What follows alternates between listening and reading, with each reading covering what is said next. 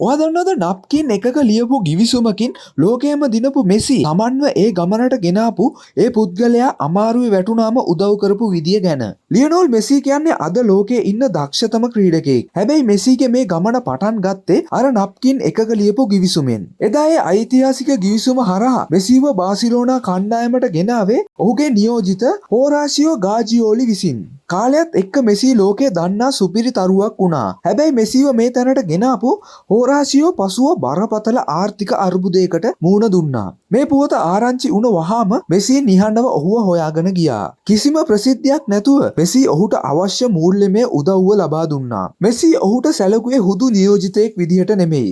තමන්ගේ පවුලේම කෙනෙක් විදිහට. අද මෙසි කොච්චර ඉහළට ගියත් තමන්ව ඒ තැනට ගේන්න මුල් වුණු පුද්ගලයා අමාරුවේ වැටෙද්දි ඔහුව අමතක කළේ නැහැ. සැබෑ සුපිරි තරුවක් කියන්නේ කවදාවත් තමන්ට මුල්ම පියවර තියන්න උදව් කරපු අයව අමතක කරන කෙනෙක් නෙමෙයි.